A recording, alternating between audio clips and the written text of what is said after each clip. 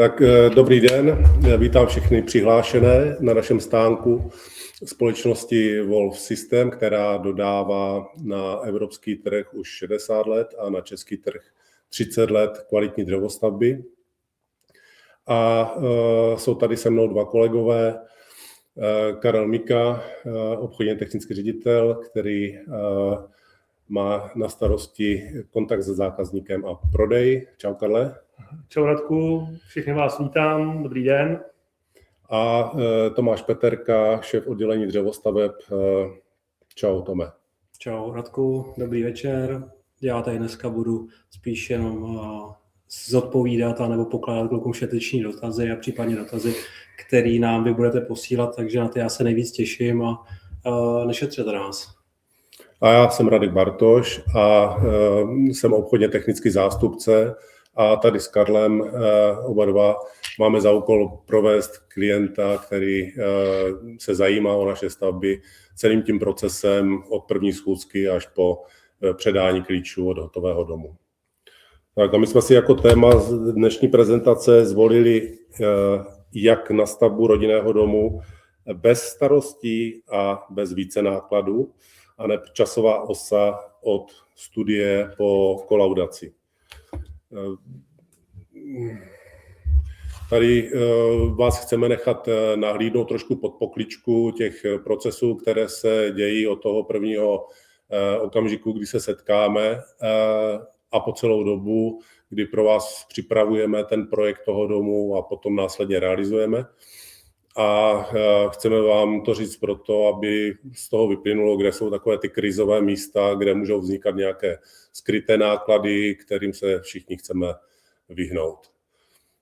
Tak já to ještě samozřejmě doplním tím, že to důležité je, že vám chceme ukázat tu realitu, ty realistické očekávání, že vám nechceme slibovat vzdušné zámky, protože samozřejmě se s tím určitě setkáváte na denní bázi, že dneska na sociálních sítích, na internetových stránkách se dozvídáte spoustu reklam, který pak s tou realitou nemají nic moc společného. A protože u toho s vámi chceme být od začátku, tak chceme, abyste věděli, jak ten proces opravdu probíhá, jak nám dává smysl, tak aby jsme vás opravdu jako celým tím procesem za ty slibované časové úseky, anebo samozřejmě i za tu poměrně vysokou finanční náročnost celého toho procesu byli schopní provést, aby opravdu na konci jsme ve vás měli toho spokojeného zákazníka. A my tu časovou osu dělíme na takovou přípravnou fázi, která za nás je nejdůležitější a ve které chceme řešit vlastně ty základní věci tak, aby potom už v té druhé následující realizační fázi nedocházelo k nějakým nepříjemným překvapením a samozřejmě nebyly na vás jako přenášeny nějaké více náklady, o kterých byste se nemohli dozvědět předem. Jo? Chceme to všechno mít vyřešeno vlastně předem. A takhle by měla probíhat i ta dnešní přednáška, takže nastíníme napřed tu časovou osu a pak bychom se chtěli dostat taky vlastně k těm skrytým nákladům, kde vznikají a jak se jim vyvarovat. A teda proč. Takže Karle, možná bychom začali nějakou tou první schůzkou, když přijde klient a poptává u nás dům.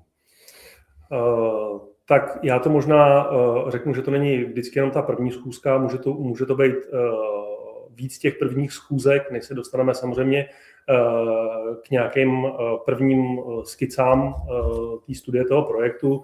A zároveň bych na úvod chtěl i říct to, že samozřejmě budeme dneska říkat nějakou časovou osu, která se týká těch nejčastějších případů. Jo? Samozřejmě těch variant, kdy máme projekty od architektů, povolené stavby, velké stavby, administrativní budovy, tak ty samozřejmě jedou trošku v jiném režimu, ale pro většinu těch standardních realizací těch rodinných domů ty první schůzky probíhají právě tak, že potřebujeme, aby nám ten klient řekl veškerý informace k pozemku, má pozemek, nemá pozemek, někde se rozlíží, chce něco koupit, má nějaké představy a má samozřejmě nějaké potřeby. Jo, to jsou všechno věci, které jsou pro nás hrozně důležité, aby jsme navnímali ty potřeby a ty přání. Většinou na těch schůzkách je s náma od začátku i náš projektant, to znamená, že kromě člověka, který vás provází tím celým procesem, tak je tam i člověk, který od začátku bude kreslit studii projektu, projekt pro stavební povolení, výrobní dokumentaci a je za tu celou tu projekční část odpovědný. To znamená, že je tam i člověk, který do toho dokáže dostat tu technickou část a rovnou si dělá poznámky pro nějaké zpracování té studie. To znamená, že se na zákazníka vrhneš hned první den a všichni najednou, nebo jak to je, když přijde někdo z ulice? Ne, je to samozřejmě tak, že potřebujeme někde začít a každý ten projekt by správně měl začít u toho pozemku. Jo? Ty podmínky na těch pozemcích jsou dneska různý, ne vždycky ty pozemky jsou samozřejmě připravený pro tu samotnou realizaci, ať už se to týká samozřejmě inženýrských sítí, nebo ať se to týká toho, že dneska na spoustě těch pozemků už nějaká stavba je, může to být nějaká stávající stavba, nějaká doplňková stavba, nebo prostě nějaké omezení. A tím pádem my opravdu potřebujeme získat v první řadě informace k pozemku a v té souvislosti právě i ty informace o těch představách. Jo? Něco jiného je, když se staví menší bungalov, něco jiného je, když se staví rodinný dům pro vícečlennou rodinu. Takže ty první schůzky opravdu probíhají jakýmsi oťukáváním toho, aby jsme opravdu z toho zákazníka dostali pokud možno co nejvíc. Tady možná třeba říct, že jako pro nás možná důležitější ty informace o těch představách toho klienta, co od toho očekává, jak si představuje, že ten dům bude fungovat. Není až asi úplně tak nutné, aby věděl všechny informace k tomu pozemku, protože ty naopak můžeme získat a nabízíme tuhletu službu i my tomu zákazníkovi. Je to tak, že samozřejmě čím víc informací máme, tím ten proces může být rychlejší a jednodušší. Zároveň víme, že to v těch informacích se zorientovat není úplně jednoduchý. A pokud opravdu víte jenom číslo pozemku, tak dokážeme si veškeré ty informace k tomu sehnat. A pokud od vás tu důvěru dostaneme, tak vlastně začínáme pracovat v první řadě na předprojektové přípravě a na studii toho projektu. A právě ta předprojektová příprava je to zjištění těch regulativ, územního plánu, existenci sítí, prostě to všechno, co jsme v té dané fázi schopni zjistit. Je to věc, která není na úplně dlouho, zároveň je to důležitá věc z toho, aby jsme neprojektovali, respektive v té první fázi nevytvářeli studii projektu a potom jsme zjistili, že v nějakém rozporu právě třeba s územním plánem nebo prostě s nějakýma odstupovými vzdálenostmi nebo s něčím, co samozřejmě by pak znamenalo, že se bude vracet zase na začátek. Takže to je první, co ušetří peníze. Udělat studii před projektovou přípravou, abych věděl, že ten dům tam můžu postavit? Protože ono se jako na první pohled zdá, že tam nemůže být žádný zádrhel, ale dost často je. Takže vlastně jako úkolem té předprojektovky je ty možné konflikty jako odhalit a vlastně tu studii už navrhnout tak, aby splňovala všechny ty podmínky toho. Já vím, ale starosta říkal, že se to tam postavit dá. Jo. To je právě častý případ, se kterým se tady setkáváme. Je to přesně tak, že ta předprojektová příprava nám má odpovědět právě na ty legislativní úskalí, které tam prostě můžou být. Jo, pořád prostě existuje nějaký územní plán, každý pozemek má nějaký regulativ, každá obec má nějaké své předpisy, staví se v různých chráněných krajinných oblastech a tak dále. A to jsou všechno věci, které my potřebujeme na začátku odhalit. A právě to už je ta první věc, která nám potom šetří ten čas a zároveň nám šetří ty peníze. Jo, ty kroky jsou poměrně jasně daný a bez té předprojektové přípravy, která budu říkat, že je záležitostí třeba 14 dnů, to je ten první krok, to je ta první časová osa, tak vlastně nemá smysl pokračovat nebo vytvářet vlastně tu studii jako takovou. Jo, samozřejmě ten čas, kdy vzniká ta předprojektová příprava nebo zjišťujeme veškeré ty podklady, tak využíváme na tu další komunikaci s tím klientem, tak aby jsme samozřejmě doplnili si nějaké představy. Ty představy někdy opravdu začínají pouze na čtverečkovaném papíře nebo na nějakých fotkách nebo na nějakých půdorysech. Úplně nám to stačí. Jo, jsou to ty první schůzky, které, jak jsem říkal před chvílí, dokážou nám nastínit ty potřeby toho klienta. Nebo to taky začíná ještě náhledem do našeho katalogu typových domů, kdy můžeme tomu zákazníkovi vlastně nabídnout, spíš bych řekl inspiraci, protože stejně to většinou končí tak, že i ty typové domy, které máme jako dopředu připravené a vyzkoušené, tak často upravujeme. A kolikrát je to prostě jako nějaký výchozí podklad pro tu projektovou studii. Musím vycházet jenom z českých, nebo můžu použít i rakouského nebo německého Wolfa? Tak zase se dostáváme opravdu na ten začátek, a to je ten pozemek. Za nás je dobrý se inspirovat téměř kdekoliv, kde se to tomu zákazníkovi líbí.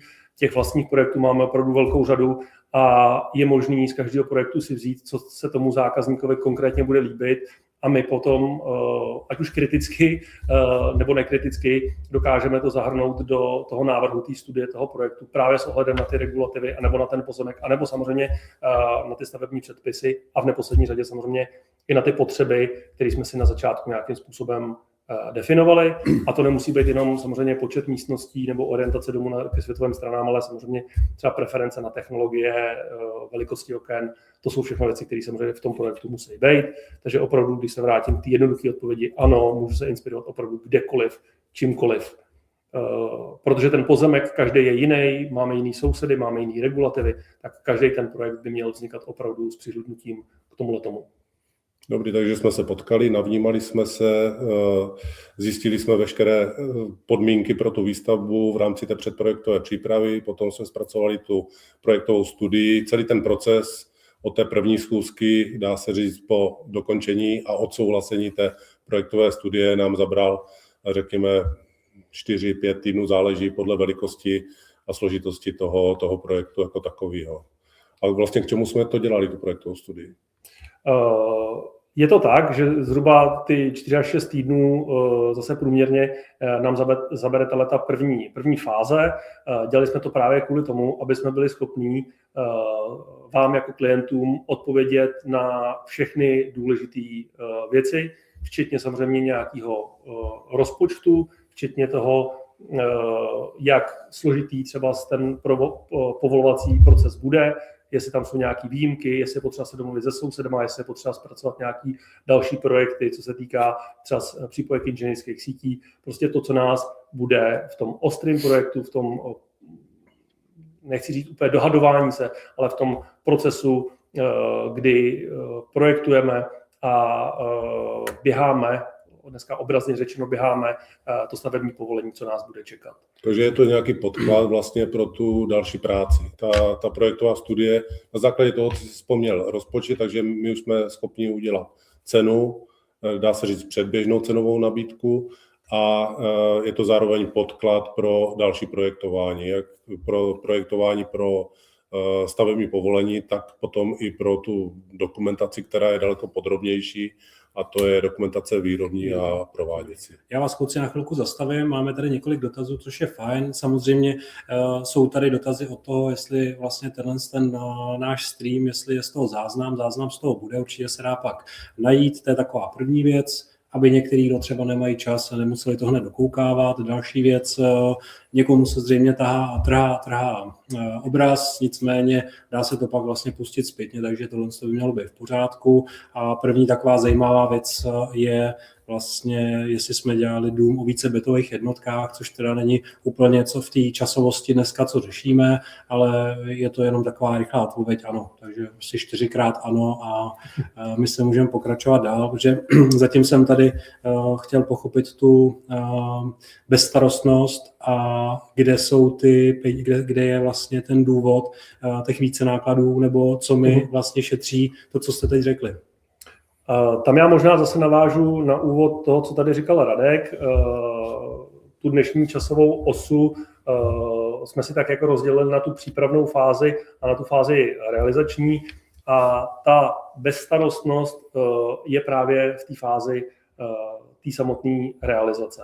To ale znamená, že společně s náma projdete si celým tím procesem tak, jak my to máme rádi, protože když u toho projektu můžeme být včas, ideálně samozřejmě od začátku, tak jsme schopní tu samotnou realizaci právě připravit tak, aby jsme byli schopni zpracovat harmonogram té samotné realizace, cenu, kterou vám garantujeme a vlastně tak, aby vás opravdu tam jako nepřekvapily ty skrytý více náklady nebo nějaký více práce, který bych řekl, že jsou dneska na spoustě staveb běžný, ale my se tomu chceme vyhnout a k tomu právě slouží ten postup, který my jsme si tady začali před chvílí říkat, a to je právě ta první fáze studie. Byť to může znít poměrně jednoduše, že se zpracuje nějaká studie, ale výsledkem toho našeho prvního snažení je opravdu studie, která se dá ukázat úřadům, která se dá ukázat sousedům. Jsou to půdorysy, jsou to pohledy na ten dům, je to usazení do toho domu, do toho pozemku. Je to zjištění právě těch regulativ, na základě kterých vzniká ta studie. A v té neposlední řadě je to opravdu cenová nabídka. To znamená, my po té fázi té studie zpracováváme cenovou nabídku, která, budeme říkat, na plus minus 5% odpovídá té ceně, té realizace. A od začátku právě tu cenu se snažíme hlídat i v tom ostrém projektování, i v tom vzorkování, k tomu se dostaneme za chvíli, ale vlastně v této fázi dokážeme odpovědět na všechny ceny, na všechny harmonogramy, na všechny věci, které máme takzvaně v rukou.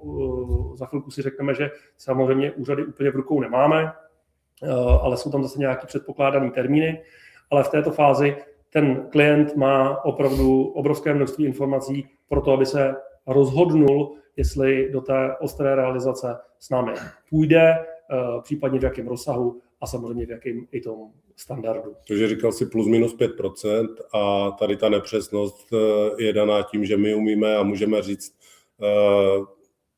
jaká cena bude u těch položek, do kterých vidíme, které máme přesně pojmenované, ale pak tam vstupuje spousta ještě neznámých, které na nás vyskočí v průběhu toho povolovacího procesu, ale souvisí to taky třeba i s terénem, se zakládáním, protože my nenabízíme, teda to jsme možná neřekli na začátku, jenom dřevostavbu samotnou, ale umíme k tomu nabídnout i základovou desku a samozřejmě základová deska a její cena, přípojky hodně souvisí s tím, v jakém terénu se bude stavět, jaký je svažitý, jaké jsou tam půdní podmínky, jestli je tam spodní voda a tak dále.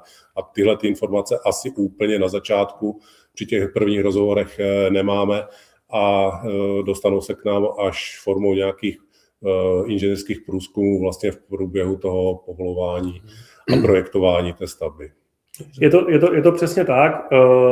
Samozřejmě celý ten proces je poměrně náročnější. Budeme rádi, když si samozřejmě s náma domluvíte ty schůzky, tak aby jsme vám to mohli představit trošku podrobněji. Já dneska zkusím trošku zrychlit, protože ten čas nám opravdu letí a zkusím vlastně se dostat do té druhé fáze pro nás i samozřejmě pro vás jako pro zákazníky určitě jako nejsložitější fáze, a to je právě fáze projektování projektů pro stavební povolení. Budeme to doplňovat i tou výrobní dokumentací, která je samozřejmě pro nás nejdůležitější, a samozřejmě tím vzorkováním. Takže zase jenom pro nějakou krátkost toho shrnutí. Máme hotovou studii projektu, máme hotovou předprojektovou přípravu, máme zpracovanou cenovou nabídku, máme to samozřejmě s váma jako s klientama všechno probraný. Bavíme se o nějakých teda 4 až 6 týdnech, to znamená zhruba nějaký měsíc a půl, aby jsme se dostali do bodu, kdy můžeme začít projektovat takzvaně ostrý projekt. Ten ostrý projekt, tím my myslíme ten projekt pro stavební povolení, ale zároveň i tu výrobní dokumentaci, vzhledem k tomu, jak kvalitně chceme a máme zpracovanou studii projektu, tak zase řádově zhruba do 4 týdnů, opět zase zmíním složitost nebo jednoduchost toho samotného projektu, ale zase průměrně se dá říct, že do 4 týdnů máme dopracované technické zprávy, průvodní zprávy, tak, aby ten projekt mohl odejít na ten stavební úřad. A teď to stavební úřad není ten stavební úřad, s kterým se tam třeba jako klienti znáte, ale jsou to v první řadě ty dotčené orgány. No, tak to bych řekl, že by možná stálo za to trošku rozvést, že už v té fázi projekční vlastně musíme taky řešit nějaké požárně bezpečnostní řešení, musíme vědět něco o statice toho domu, musíme vědět něco o tepelných ztrátách a na to potom navazují technologie, při návrhu těch technologií i standardu vybavení toho baráku potřebujeme vlastně mluvit s klientem, potřebujeme vás, abyste nám jako poskytli součinnost. Takže to heslo bez starosti neznamená úplně bez součinnosti. V každé té přípravné fázi budeme potřebovat s váma mluvit a to projektování není prostě proces, který bychom si tady za zavřenýma dveřma odpracovali a podali žádost, ale v každém tom kroku budeme potřebovat součinnost s vámi. Docela zajímavý dotaz. Asi je to věc, co jsme teda zatím neřekli. Už se tady posluchači ptají, co ta projektová nebo respektive co ta studie stojí. Když už víme tu časovou náročnost, tak jestli se pak ten zákazník něčemu zavazuje, když si pak od nás ten dům nevybere. Za mě ten závazek je oboustranný. To znamená, že my všechny tyhle ty přípravné práce i vlastně ten ostrý projekt pro to stavební povolení, budu říkat možná dneska víc ta výrobní dokumentace a všechna ta práce kolem, tak je vlastně na poměrně jednoduchou objednávku. Ten závazek tou smlouvou o dílo je samozřejmě nejenom závazek toho klienta vůči nám, ale my to vnímáme i obráceně. To znamená, že my, než se do toho závazku smluvního jako pustíme, tak opravdu chceme ideálně mít odpovědi na všechny ty otázky, které vlastně v rámci toho projektu, ať už na těch úřadech, anebo samozřejmě ze stran těch investorů můžou přijít. Tak to chceme mít odpovězený, chceme k tomu mít stažený ty projekty, chceme k tomu mít stažený ty ceny a opravdu chceme do té realizace se pouštět s tím, že ty informace na tu stavbu předáváme kompletní a úplný. To znamená, závazek tam je v té první fázi za mě jenom tím, že tu důvěru dostaneme a poměrně jednoduchou objednávkou těch služeb, o kterých se tady bavíme. A nějaký aspoň rozsah cenový, ať si zákazník dokáže představit, kolik stojí rodinný dům, nějaká studie. Já jsem to teda pochopil tak, tady ten dotaz, jestli je to o tom, že když se s náma chce dohodnout v této fázi vlastně na té projektové studii, jestli to znamená, že objednáním té studie zároveň se zavazuje to, že si u nás objedná ten dům, tak to asi není. Tak to určitě není. Může si udělat studii, tu vám zaplatím, to je řádově kolik? Tak my tam máme dvě takové hlavní kategorie a samozřejmě se to odvíjí zase od té složitosti nebo samozřejmě od těch představ. Ta jednodušší cesta, kdy mám nějakou představu, v případě mám nějaký vybraný půdorys, v případě mám něco načrtnutého v ruce, mám nějaký jako představy, tak je to pro nás ta jednodušší cesta a to je objednávka, kterou děláme zhruba na nějakých 25 000 plus 5 000 vlastně nějaká předprojektová příprava. Ta druhá cesta, která je pro nás časově náročnější, samozřejmě i pro toho klienta, tak je vlastně nějaká cesta, já nechci říct, že úplně architekta, ale říkáme tomu vlastně jako architektonická studie, kdy samozřejmě ten časový fond, který ten projektant to architekt do toho dává, je jednou taková, těch variant těch studií je tam samozřejmě výrazně víc, ten rozsah i toho výstupu je tam taky větší, tak je zhruba na jednou tolik. To znamená, je to nějakých 55 000. Ale zároveň už v té ceně je zahrnutá nějaká základní vizualizace, prostě 3D model. Už je tam, dá se říct, spíš to nabízíme pro zákazníky, kteří mají horší představu, horší prostorové vidění. Představivost. A potřebují si to osahat už v projektu. V projektech i z historie se mi dost často stává, že architekt něco udělá, ale hmotově to pak neodpovídá. Co tady v té studii vaši? Protože dost často vidím to, že architekt to udělá krásný, je to subtilní a pak se tady my s tím trápíme a vlastně nedokážeme udělat tak tenký stěny, tak tenký přesahy nebo tak dlouhý. To u té studie je to stejný, že to jenom pěkně vypadá, nebo? Tak tam za mě ta cesta zase by měla začínat úplně stejně. Pokud ten zákazník si vybere toho architekta, s kterým chtějí dávat dohromady tu představu, tak samozřejmě by si k tomu měl přizvat nás jako realizační firmu, tak aby bychom byli schopní do toho dát tu techniku. To znamená, ty architekti to dokážou udělat krásný, ale samozřejmě ne vždycky úplně to dělají v nějakým konkrétním konstrukčním systému a samozřejmě i to hlídání toho rozpočtu ten architekt úplně nemá za úkol. On má za úkol to dělat hezký, ale vlastně spolupracujeme i s architektama a zase, čím dřív k tomu projektu přijdeme, tím líp dokážeme samozřejmě ho odladit a vlastně k té otázce, jestli ta studie naše, ta architektonická, je jenom líbivá, tak není. Pořád samozřejmě to dělají projektanti, kteří potom s tím projektem pokračují dál, to znamená, jsou pod tím projektem podepsaný vlastně až po tu samotnou výrobní dokumentaci, to znamená i podle toho, jak ten dům opravdu bude v reálu vypadat. Znají konstrukční detaily, znají vlastně technologii, systém tady té naší dřevostavby a snaží se vyvarovat těch slepých uliček už předem, aby v té pozdější fázi toho projektování, té výrobní dokumentace nenarazili na něco, co by to potom nějakým způsobem podstatně jako zdražilo. A já teda zase zkusím se držet té linky toho harmonogramu, té přípravy. Jak jsem zmiňoval, zhruba po těch 4 týdnech máme hotový projekt, který může odcházet na ty dotčené orgány. Pokud jste se s tím nesetkali, tak samozřejmě je to fáze, která je pro nás, co se týká projektu pro stavební povolení, opravdu jako nejnáročnější.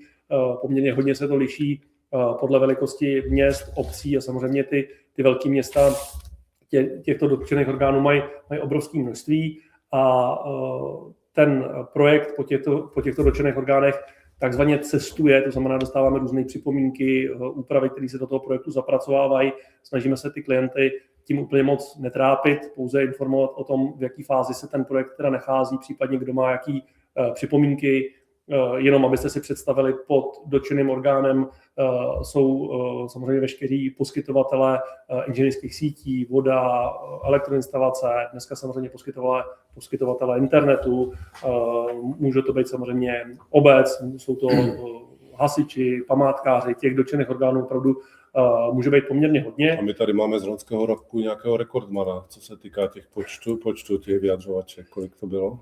Tak samozřejmě to se týká těch velkých měst a samozřejmě v první řadě Prahy a tam se bavíme o nějakých 48 dotčených orgánech, s kterými se ten projekt opravdu jako musí projednat a vlastně tak, aby jsme se mohli posunout do té fáze, že opravdu se dostáváme až na ten stavební úřad, tak od všech těch dotčených orgánů potřebujeme mít souhlasné stanovisko. A kolikrát to znamená, že souhlasné stanovisko není jenom to, že tam tu dokumentaci přivezeme a někdo na to dá razítko, ale většinou to znamená, že k tomu dá nějaké vyjádření a my to musíme zapracovat do toho z projektu, to znamená zase spoustu věcí překreslit a znovu to přinést tam, až dostaneme to kladné stanovisko. Takže je to prostě i časově náročný proces, než se tady přes tu etapu přesuneme dál. Jestli tomu teda dobře rozumím, jestli chci mít tu realizaci bez starostí, potřebuji líp zmáknout tu předprojektovou část. My dneska, nebo tady už jsme možná řekli, předprojektovou část, my vlastně děláme rodinný domy na klíč, to znamená kompletně elektriky, vytápění a tak dál. Já tady navazuju na to, že máme třeba dotaz, když zákazník je sám elektroprojektant, jestli si elektro pro ten rodinný dům může zpracovat sám, nebo případně jestli si i tu elektriku může udělat sám, což samozřejmě je takový nejpříjemnější nebo nejjednodušší případ i toho, jak vlastně si způsobit nějaký ty starosti, více náklady, protože samozřejmě ty naše realizace běžejí velice rychle. My se nebráníme tomu, aby ten zákazník do toho vstupoval, když je elektrikář, ať si tu elektriku udělá, když je elektroprojektant, rádi si na něj vezmeme kontakt, protože projektu máme dost a určitě, jestli je schopný, tak třeba by nám někde pomohl. Může si i to elektro udělat, nicméně v těch našich realizacích, které běžejí relativně po nějakých 14denních etapách, kdy nám tam nastupují jednotlivý ty profese, tak mají vyloženě jenom úzký okýnko pro to, kdy tam nastoupit. A když si ten koncový zákazník jednu z těch profesí řekne, že si chce sám dodat a nemá to zasmluvněný, tak samozřejmě v průběhu roku ty řemeslníci toho mají hodně, ne vždycky jim to vychází a pak je tam velký riziko, že celý ten harmonogram si tím rozbije, což je vlastně zase další jedna z těch věcí, kdy my ty realizace jako takový neprojektujeme v okamžiku, kdy nám přijde stavební povolení, ale mnohem dřív dopředu, kdy my vlastně už těm klukům dáváme půl roku nějaký sloty, kdy oni vědí, že ten barák budou montovat, že se tam plus minus týden bude dělat nějaká ta realizace. To znamená, to jsem chtěl jenom zodpovědět zase tady několik těch dotazů, kdy my jsme schopní dělat jenom částečně ty věci, ale je to přesně ten příklad toho, kdy nám tam vzniknou nějaké starosti, nějaký třecí plochy, kdy potřebujeme v určitý okamžik tam dostat nějakou profesi, která není naše a ne třeba je tak nám nakloněná jako ty naši kluci a naše řemesla, který máme zasmluvněný dlouhodobě partnersky. A tady s té realizační bychom to zase vrátili zpátky, protože jsme skončili někde v projekční fázi, ve fázi, kdy máme projekt na, jak říkáš, doseh, nebo prostě na vyjadřovačkách, na dotčených orgánech a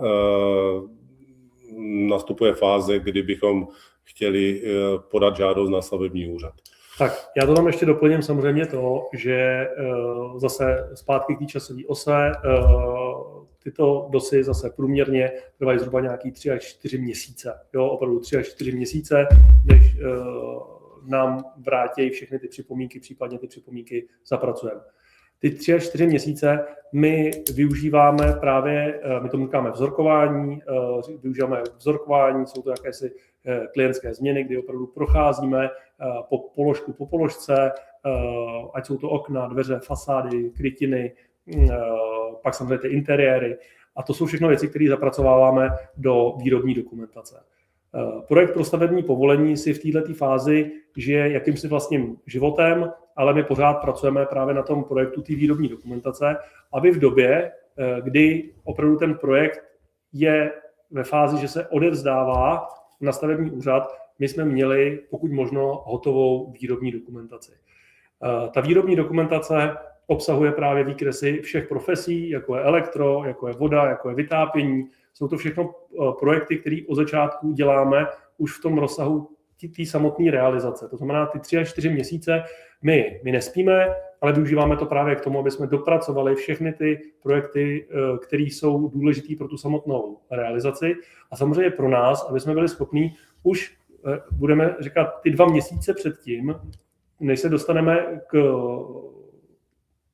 právoplatnému nebo k vydanému stavebnímu povolení s nabytím právní moci, tak aby jsme vlastně měli všechny tyto procesy učesaný, zapsaný a měli jsme pro vás jako pro zákazníky ten vzorkovací protokol vyčištěný a samozřejmě ideálně připravujeme nějakou právě tu smlouvu, což už je nějaký závazek, ale je to v době, kdy nám ten projekt odchází na stavební úřad, kdy vlastně my už tím podpisem smlouvy začínáme připravovat tu samotnou realizaci, to znamená tu další fázi a to je ten harmonogram té samotné realizace. Já ti do toho ještě skočím, tak vlastně my jsme říkali ve fázi projektové studie, že víme tu cenu plus minus 5%, protože tam je ještě několik jako neznámých. V procesu tady tohle projektování a vzorkování té stavby, tak vlastně postupně rozkrýváme ty dříve neznámé a jednak ze strany teda dotčených orgánů, jednak ze strany požadavku klienta se nám ta tajemka jako postupně odkrývá a doplňuje. A vlastně souběžně s tím, jak se blížíme k vydání stavebního povolení, tak se nám stále zpřesňuje cena, až vlastně jsme v okamžiku, kdy můžeme říct závazně vlastně, jaká bude konečná cena a tady tu zapracovat do té smlouvy o dílo. Je to tak, že vlastně pro nás tato fáze je právě důležitá z toho pohledu, nejenom aby jsme měli všechny ty položky vyjasněné, na všechno jsme měli zpracované projekty, který vám samozřejmě jako klientům dáváme v jednotlivých fázích vlastně k odsouhlasení. To znamená, není to tak, že by v jeden okamžik to na vás všechno vykouklo, abyste museli honem udělat nějaké rozhodnutí, co s tím, ale vlastně opravdu tak, jak se ten projekt projektuje, vzorkuje, dává se všechno dohromady, tak v těch jednotlivých fázích, po těch schůzkách to všechno dáváme dohromady. A samozřejmě ta smlouva pro nás je ten závazek, o kterém jsme se bavili před chvílí. A vlastně ten závazek bereme tak vážně, že vlastně všechny ty věci, které v tom vzorkovacím protokolu máme, tak k nim máme vstažený ty ceny a ty vám do té smlouvy samozřejmě garantujeme a garantujeme po dobu 12 měsíců. To znamená, pokud z vaší strany nevzniknou nějaký úpravy, kterým se právě tímhletím postupem nebo kterým se chceme vyhnout tak, aby právě při té samotné realizaci nevznikaly ty skrytý náklady nebo nějaký více práce, který ani pro nás nejsou vlastně chtěný, tak vlastně těma projektama a tím vzorkováním se dostáváme do bodu, kdy máme ve smlouvě cenu, která pro vás je, jak jsem říkal, garantovaná. Zároveň samozřejmě v tom meziobdobí se vyřizují věci kolem financování, ať už je to samotný cash flow, anebo ať už se to týká samozřejmě uvolňování peněz na základě těch smluv. To tady teda dneska téma nemáme, tak to možná přeskočím, ale vlastně v rámci toho řešení těch smluv a toho financování jsou to všechno věci, které s váma samozřejmě procházíme, případně vám pomáháme s nějakýma podkladama pro banky, pro odhadce, tak aby to samozřejmě všechno proběhlo pokud možno co nejhladšejc a co nejrychlejc. A dostáváme se do té samotné přípravy, kdy od nás dostáváte i termín zahájení té samotné realizace, který většinou se snažíme skládat tak, že vlastně během několika týdnů po vydání toho stavebního povolení vlastně máme zahájenou tu realizaci. Já bych ještě chtěl do toho skočit, když si říkal, že mají garantovanou cenu 12 měsíců od podpisu smlouvy, tak co se stane, když nebudeme moct zahájit nebo z nějakého důvodu, který asi bude ležet mimo nás, tu stavbu do těch 12 měsíců? Tak zase je to trošku spíš okénko smluvní, ale vlastně ten náš klient v té smlouvě má pouze 3 poměrně jednoduchý pravidla pro to, aby vlastně my jsme tu cenu garantovali, a když je splní, a to je splní do těch 12 měsíců, tak samozřejmě i když my tu realizaci začneme za delší dobu, než těch 12 měsíců, tak samozřejmě pořád tu cenu garantovanou má. Ty 3 podmínky jsou poměrně jednoduchý a jak jsem říkal, je to vydání stavebního povolení, ale protože většinou při tom podpisu smlouvy už do toho termínu vidíme, tak je to poměrně podmínka, která je za mě jednoduchá. Druhá je to vzorkování, to znamená ten vzorkovací protokol, potřebujeme, aby ten klient s náma na tom spolupracoval, aby ty položky jsme opravdu měli odsouhlasený, ať už teda samozřejmě po nějaký cenové hladině, anebo samozřejmě po tom provedení, ať se to týká použitých materiálů, nebo samozřejmě barev, nebo třeba spádořežů v koupelnách. A ta třetí podmínka, a to je to zajištění financování, to znamená, že ať už se to týká vlastních zdrojů banky nebo jiných zdrojů, takže tohle je vlastně jako vyřešení. Pokud tyhle 3 podmínky splní, tak samozřejmě splnil podmínky v té smlouvě, ale jak říkám, to si pak můžeme klidně probrat, máme vzorový smlouvy, máme vzorový cash flow, tak samozřejmě pokud to někoho bude zajímat víc do detailu, tak to můžeme probrat individuálně. Dobře, já tady mám už několikátý dotaz, když už jsme zjistili tu cenu té architektonické studie, nebo respektive té studie jako takový. Vlastně v tom dalším kroku, když si u nás ten zákazník udělá tu objednávku na ten projekt, tak kolik ten projekt stojí. A vlastně na to navazuje, už mám vlastní projekt, mám stavební povolení, budu ještě letos bydlet. Takže já bych možná bych řekl jenom tu cenu našeho projektu pro stavební povolení předtím, než to podepisujeme, a případně pak tu druhou část, když už má ten zákazník stavební povolení, jestli bude letos bydlet, anebo jak to u nás je. Tak zase, co se týká toho prvního dotazu teda, tak když děláme tu cenovou nabídku po té studii, tak veškeré projekční práce, které s tím jsou spojené, tak už jsou zahrnutý v té ceně, včetně toho engineeringu. To znamená těch prací, které se týkají toho vyběhávání toho stavebního povolení. Takže zase ten klient nemusí mít obavu o tom, že by tam byly nějaký skrytý náklady, že něco bude doplácet. Jo? To znamená opravdu, když posíláme cenovou nabídku, je tam cena za engineering, za projekt pro stavební povolení, za statiku, energetický štítek, požární správy. Prostě, když to shrnu, všechno, co s těma projekčníma pracema vlastně souvisí. Ta cena se samozřejmě hodně odvíjí od toho zase velikosti, rozsahu toho projektu, co všechno budeme i případně jako doprojektovávat. Zase, když budu se bavit o nějaký průměrný ceně veškerých těch projekčních prací, tak jsme někde kolem nějakých 175 000. Jo. Ten druhý 175 000 je cena za projekt, včetně engineeringu. Je to projekt pro stavební povolení, je to engineering, je to statika, jsou to veškeré štítky, energetický, požární, je to samozřejmě i ta výrobní dokumentace. Jo?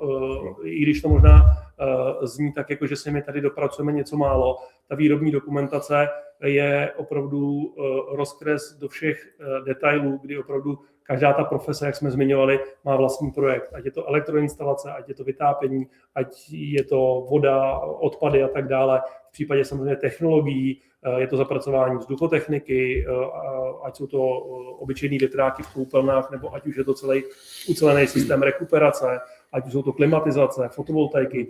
Na všechny tyhle ty věci máme, ale důležitý říct, máme prováděcí dokumentace. Neděláme to v nějakých schématech. To znamená, že ta cena za ty projekční práce je opravdu to, že pak tomu klientovi předáváme projekty, podle kterých ten dům je realizovaný, nejenom v těch konstrukcích, ale samozřejmě i v těch technologiích a na základě kterých dostává revize, tlakové zkoušky a tak dále, co zase je potřeba pak. Já bych si vzal tu druhou půlku toho dotazu. Mám zájem o kontakt tady na toho pána, co psal, že má stavební povolení a projekt jako hotový, ale chtěl, je to paní. Dobře, tím líp bych řekl.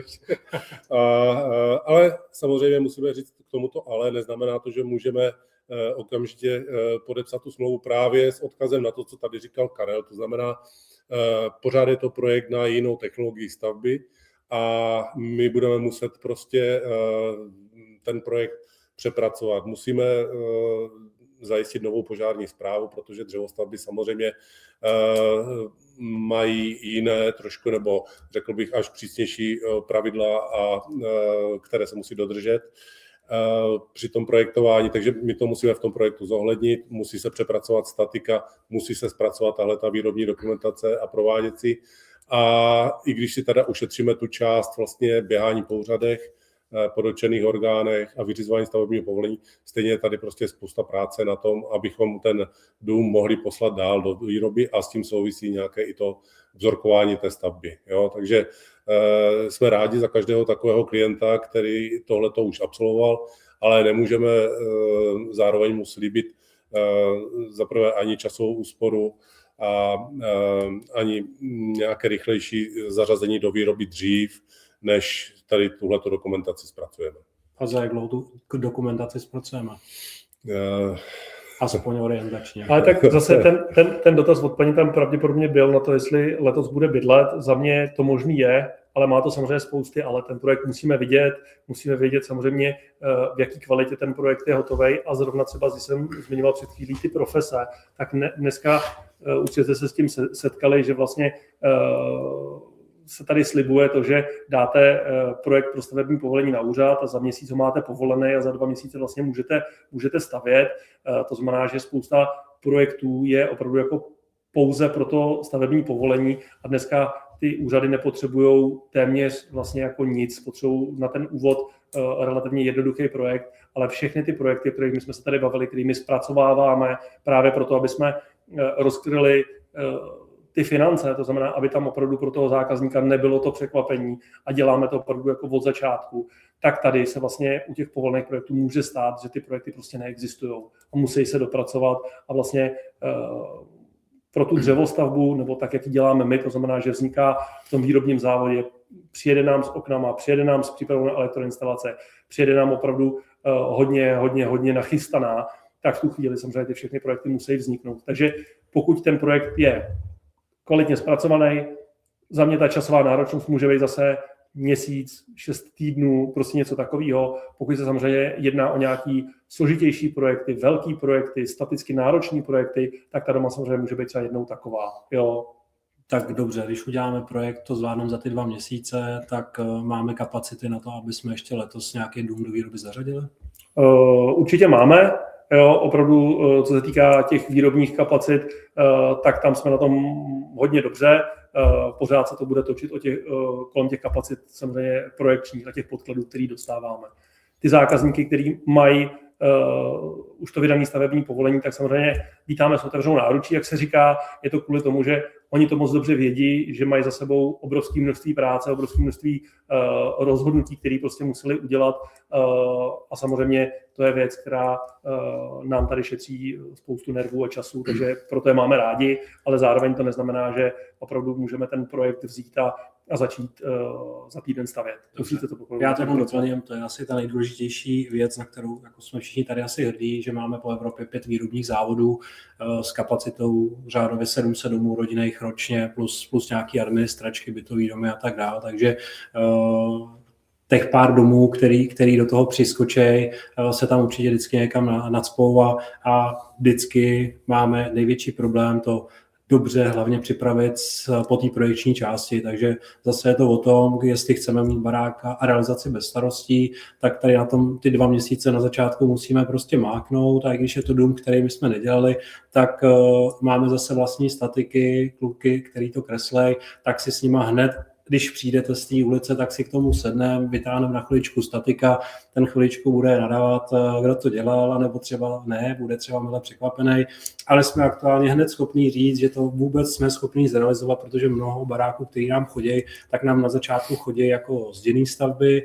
ale my jsme schopní je přesto zrealizovat jako dřevostavby. Někdy samozřejmě to třeba vhodný není, někdy bojujeme s požárem nebo s něčím jenom takovým, ale to je vlastně na ucelení toho, že ty kapacity jsou. A vlastně to je jedna z těch velkých výhod prostě velký stabilní firmy, že jestli přijde o 5 baráků víc nebo míň, tak nás to nerozhodí na další 2 roky dopředu a když dneska stavební ani o 10.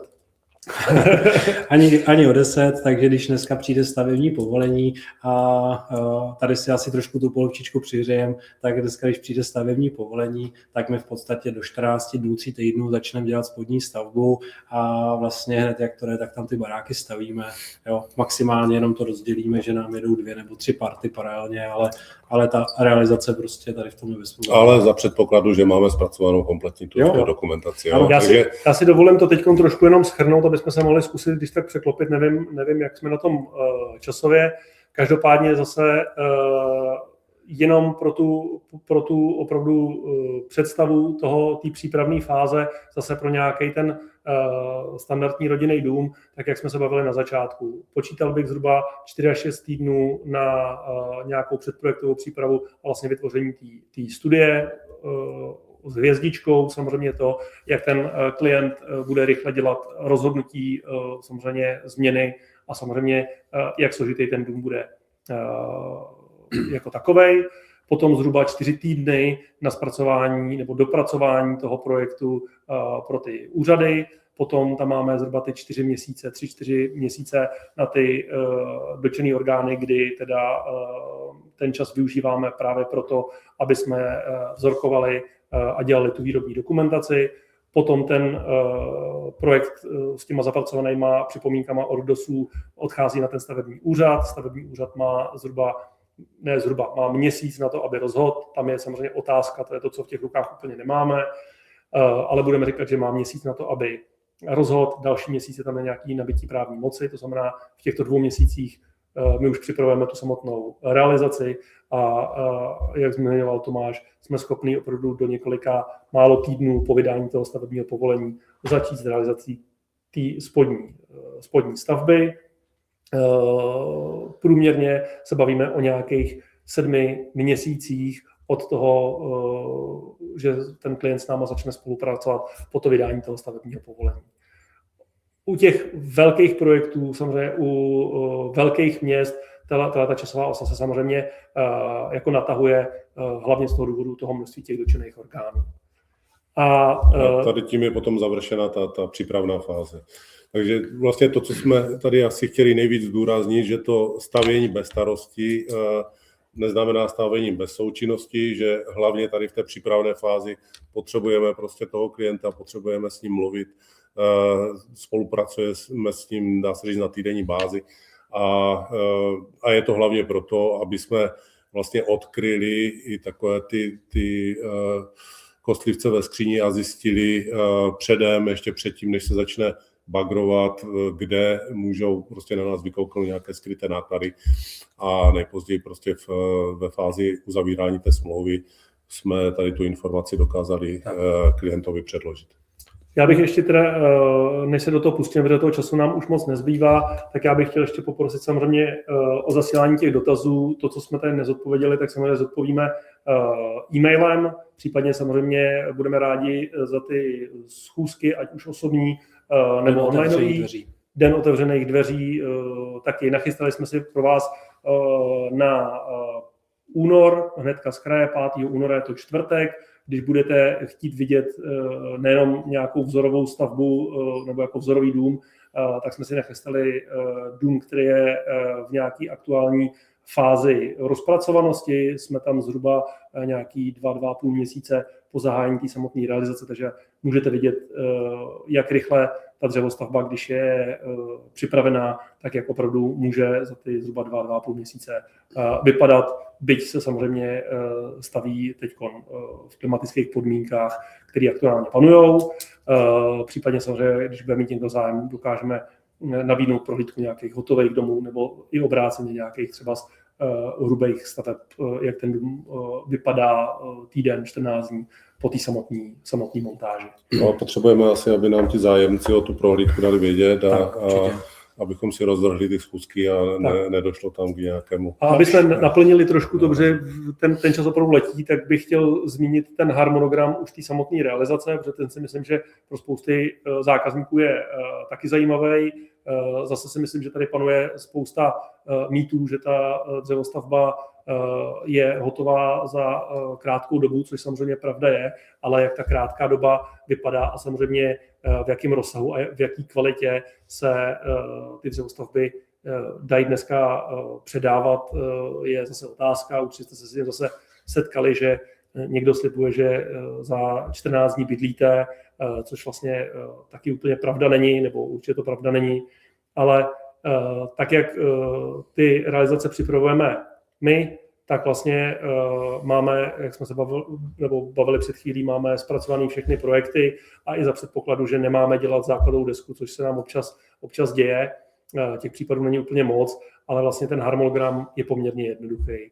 Zhruba 3 týdny, když tak mě kluci doplněj, zhruba 3 týdny máme v harmonogramu na zhotovení základové desky, zhruba 3 týdny tam máme na nějakou technologickou přestávku a potom ten dům v tom harmonogramu se skládá zhruba po 14 denních slotech. 14 dní montáž, byť ta montáž samotného domu opravdu probíhá v řádu několika dnů, 3-4 dny je taková ta nejběžnější doba té montáže, zase u těch velkých složitých projektů to samozřejmě může být 6 až 8 dní. Tady možná řekni vlastně, že předtím ještě nějaká předchází výrobní fáze a když mluvíme o té montáži té hrubé stavby toho domu, tak není to hrubá stavba jenom prkna otlučené OSB deskou, ale v našem podání to znamená celostěnové panely, které už mají osazené okna, dveře, je tam tepelná izolace, je tam zevnitř stádrokarton, zvenku fasáda bez teda povrchové úpravy, čili ta hrubá stavba je jako řekněme, sofistikovaně dokončená. Když ten teda proces běží, protože samozřejmě tam je vidět, že to běží zřejmě jak na drátcích, tak tady se mě jenom jeden zákazník ptá, co stavební dozor, jestli, když si necítí na to dozorovat si tu stavbu sám, jestli stavební dozor je součástí projektu výstavby, nebo si mám zajistit svýho. Tak stavební dozor určitě vítáme. Zase tak, jak jsme se tady bavili, čím dřív u toho projektu je, tím je to pro nás jako lepší. Samozřejmě vzhledem k tomu, že těch úkonů, ať už v tom projektu, ať už v tom vzorkování, nebo samozřejmě při té realizaci je poměrně velké množství a ne u všech těch kontrolních dnů, ať už teda jako v té projekční fázi nebo v té realizační, ten investor může být, tak samozřejmě ten dozor je opravdu jako vítaný. Ten dozor je technický dozor investora, to znamená, že ideální stav samozřejmě, aby to byl nezávislý člověk, za mě určitě důležitý, aby to byl člověk, který rozumí dřevostavbám. Ne úplně všichni na internetu nebo na YouTube těm dřevostavbám rozumějí, tak tam bych opravdu apeloval na nějaký kvalitní výběr, ale tu zkušenost s technickými dozorama máme opravdu jako dobrou. Takže za nás určitě ano. Tady bych jenom řekl, že v poslední době se to lepší. V minulosti to bylo tak, že bylo spousta dobrých stavařů, ale ne těch, co rozuměli dřevostavbám, protože jsou tady prostě různé specifické detaily, kterým je třeba rozumět.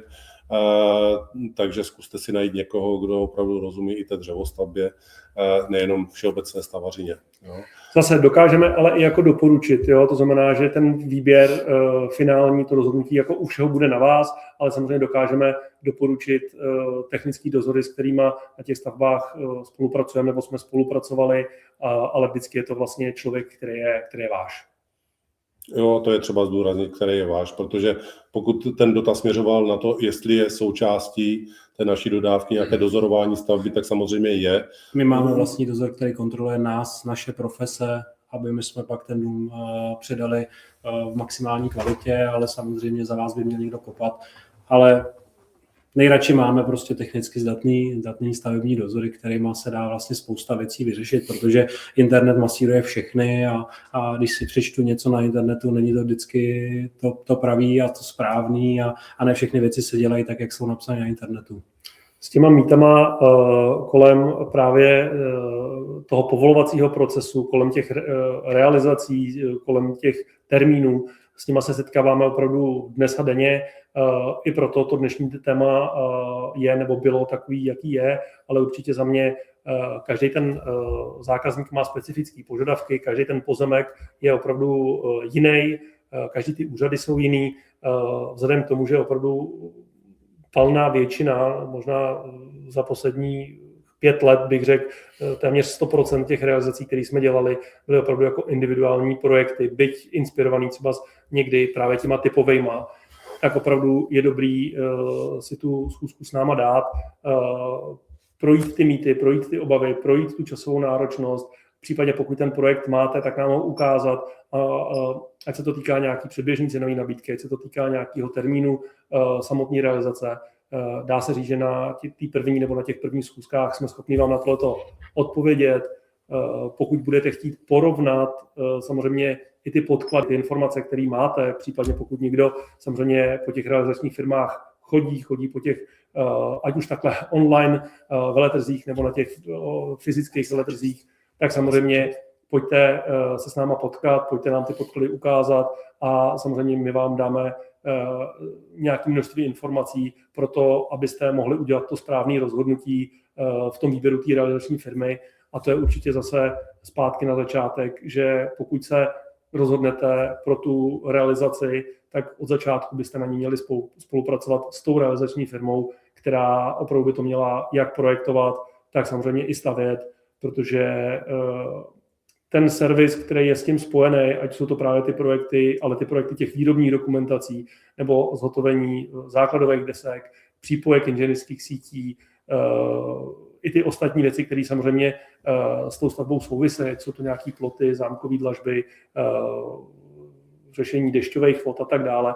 To by všechno mělo být v jednom projektu, v jedné realizaci a samozřejmě to se týká i té finanční stránky, to znamená ty věci, které v tom projektu dneska jsou, ale třeba nejsou v té realizaci toho domu na klíč, tak můžou pak zahýbat s tím rozpočtem poměrně zásadně. Protože se už blížíme ke konci.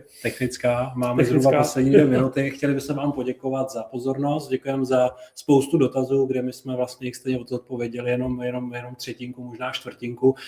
Nebojte se, v dalších dnech vám na to odpovíme. Pokusíme se co nejrychleji.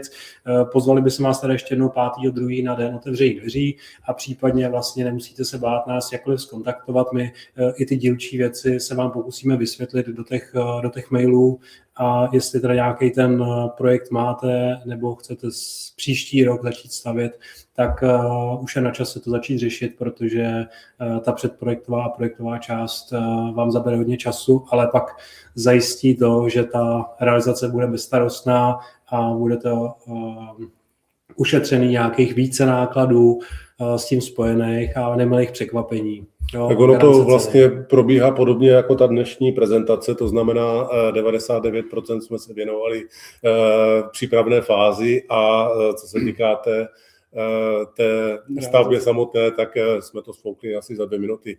Takže jenom jsem chtěl říct, že tu časovou osu samozřejmě máme zpracovanou i v nějaké písemné podobě. Řekněte si o ní, napište si a rádi vám doplníme informace, které jste dneska nesíli od nás dostat. Ohledně našich skladeb a nadstaveb, rekonstrukcí a tak dále, které vlastně jsou další dílčí věc, kterou děláme. Asi se rozloučíme, Karel to vyřeší.